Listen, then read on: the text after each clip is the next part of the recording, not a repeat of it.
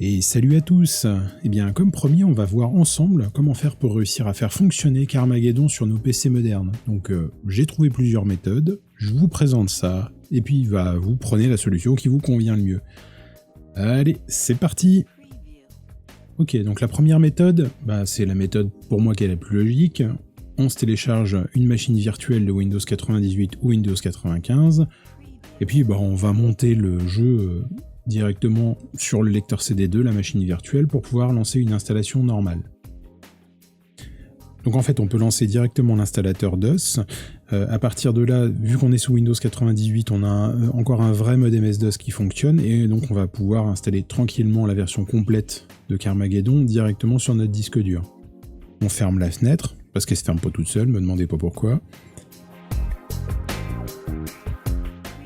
Et donc on va dans Game, Karma, et on va lancer le jeu tout simplement. Comme vous pouvez le voir, en fait on retrouve mon bureau en dessous parce que la machine virtuelle se redimensionne à la taille de l'écran, c'est-à-dire qu'en fait le jeu envoie une commande affiche-toi en plein écran. C'est tout à fait normal, ça s'affiche en plein écran dans la VM, mais évidemment pas en plein écran sur le PC. Donc comme on peut voir, le jeu démarre normalement en français, dans la mesure où j'ai une version française, et ça se passe donc pour l'instant so far so good. Petite note tout de même, j'ai fait le choix de ne pas installer complètement les drivers audio de la VM sous VMware, mais il est assez facile de trouver les drivers qui permettent de faire ça. Normalement, c'est, sauf erreur de ma part, une Sound Blaster 128, donc il n'y a aucun souci, on peut télécharger les drivers, les installer, avoir une sortie audio Sound Blaster normale, tout à fait correcte. Et donc là, on voit que le jeu fonctionne tout à fait raisonnablement. Bon, évidemment, la résolution est très faible, parce que je l'ai lancé en basse résolution, donc sans le paramètre /IRES.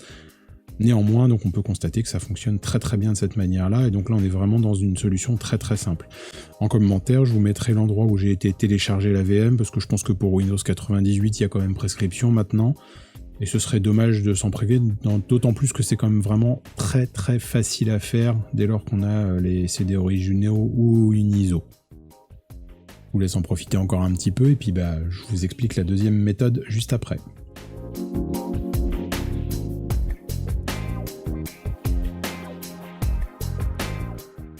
Donc, la deuxième méthode, j'avais quand même envie de réussir à faire fonctionner Carmageddon directement dans Windows 10, parce que ça me cassait un petit peu les pieds d'être obligé de passer au travers d'une VM, tant plus qu'on ne sait jamais jusqu'à quel point l'utilisation d'une VM va gréver les performances de la machine. Donc, on va commencer par utiliser le Splash Pack. Donc je copie-colle le contenu du Splash Pack.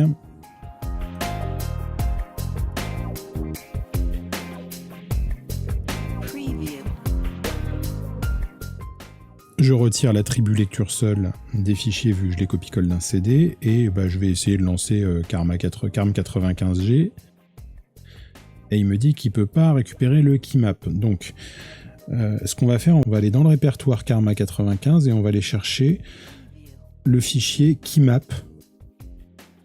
Donc on va récupérer les fichiers keymap dans notre installation de version Windows 95 de Carmageddon, vu que je l'avais encore en stock.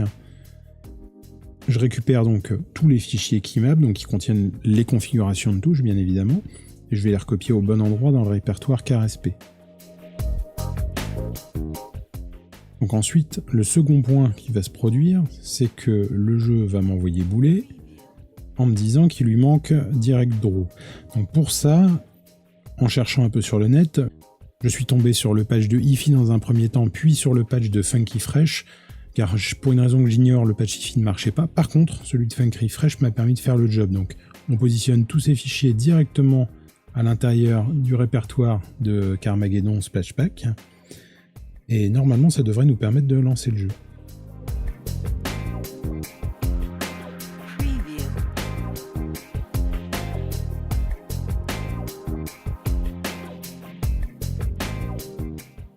Et j'ai cherché sur le net une solution pour réussir à le démarrer, pour contourner le problème de contrôle de CD.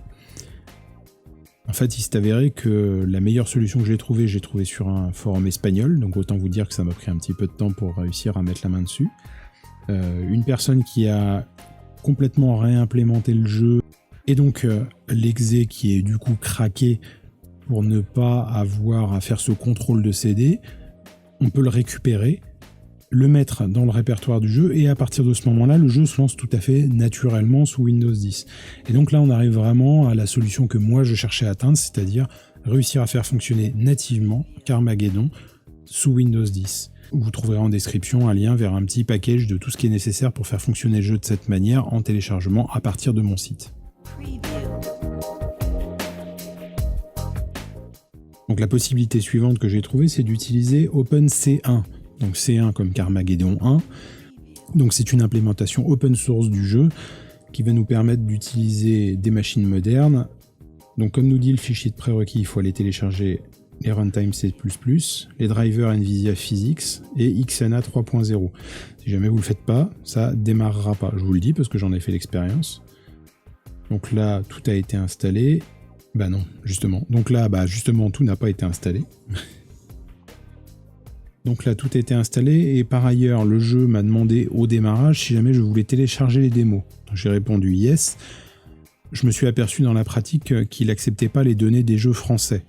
Donc j'imagine qu'il faut avoir le jeu en anglais pour réussir à avoir un affichage qui fonctionne, et surtout que le jeu veuille bien se lancer, parce que j'ai eu beau tenter, il n'y a rien à faire, ça s'est toujours planté. Donc là, on voit bien qu'effectivement, on a des technos beaucoup plus modernes au niveau de l'affichage, et des touches bien biscornues aussi par défaut, mais ça c'est un autre débat. Donc on a un jeu qui est quand même effectivement beaucoup plus joli, mais par contre malheureusement on est un petit peu coincé, on est borné à utiliser les démos des 3 jeux, sauf si d'aventure vous aviez un original du jeu en anglais évidemment, auquel cas effectivement il y a de fortes chances que cette problématique ne s'applique pas pour vous. Donc, je vous laisse encore un petit peu avec, parce que c'est quand même bien sympa, faut reconnaître, graphiquement ça envoie quand même du pâté. Et donc merci encore à Dexor de m'avoir proposé ce petit challenge. Surtout si d'aventure vous avez envie de faire fonctionner un jeu ancien mais que vous n'arrivez pas à le faire fonctionner sur vos systèmes modernes, que ça vous tient à cœur, n'hésitez pas à me le transmettre, je me ferai un plaisir d'essayer, et puis je vous ferai une petite vidéo pour vous expliquer la manière dont j'ai réussi à le faire, ou pas d'ailleurs. Pour l'instant je croise les doigts, ça n'est pas arrivé, mais bon. Et puis on verra ça. Bon sur ce, je vous dis bon jeu, profitez-en, et puis à demain.